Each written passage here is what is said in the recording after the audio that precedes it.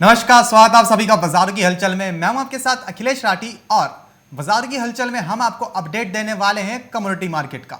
हम आपको बताएंगे कि सुबह से लेकर अभी तक किस कमोडिटी के अंदर कितनी हलचल देखने को मिल रही है, कितनी उठापटक के साथ कारोबार होता हुआ नजर आ रहा है, जानकारों की क्या राय है किस कमोडिटी के ऊपर और आज वो कौन सी कमोडिटीज रहेंगी जिनमें आप आज मुनाफा कमा के चल सकते हैं, ये सब जानने की कोशिश करेंगे। तो आपको बता दें कि पेट्रोल और डीजल की बढ़ती कीमतों के बीच सरकार ने बड़ा फैसला लिया है। सड़क परिवहन मंत्रालय ने पेट्रोल और डीजल में एथेनॉल मिलाने की सीमा को बढ़ाकर 20% कर दिया है। सरकार के इस फैसले का फायदा द्वारिकेश, बलरामपुर चीनी और धामपुर जैसी इथेनॉल बनाने वाली कंपनियों को मिलेगा। सरकार के इस फैसले से किसानों को भी फायदा मिलेगा। बिहार के उद्योग मंत्री सैयद शहनवाज हुसैन ने सोमवार को कहा कि राज्य में इथेनॉल की इकाई स्थापित करने के लिए 20 प्रस्ताव प्राप्त हुए हैं।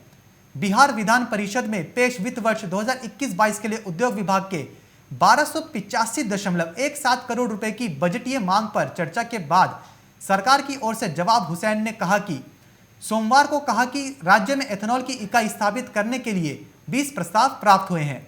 उन्होंने ये भी कहा कि अगर ये प्रस्ताव स्वीकार हो जाते हैं तो यहाँ एथेनॉल का उत्पादन करीब 50 करोड़ लीटर पहुंच जाएगा।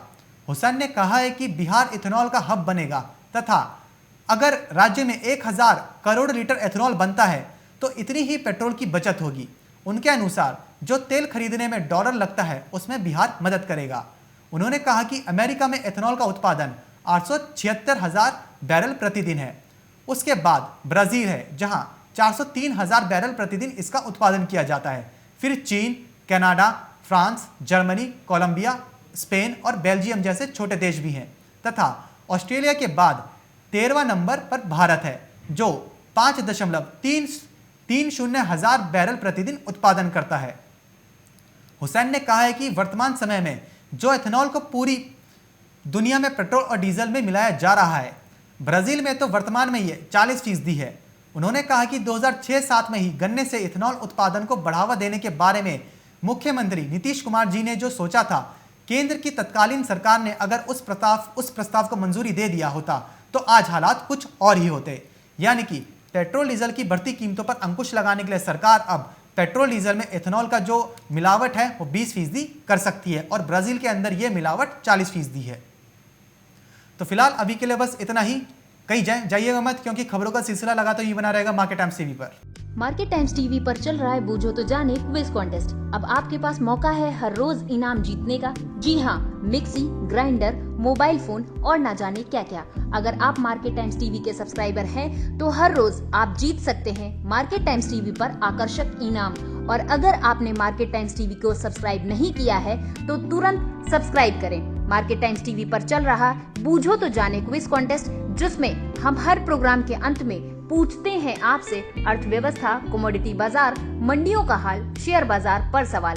सही जवाब देने वालों में से विजेता को लकी ड्रॉ के द्वारा चुना जाता है और उस विजेता को मिलता है मार्केट टाइम्स टीवी की तरफ से पुरस्कार।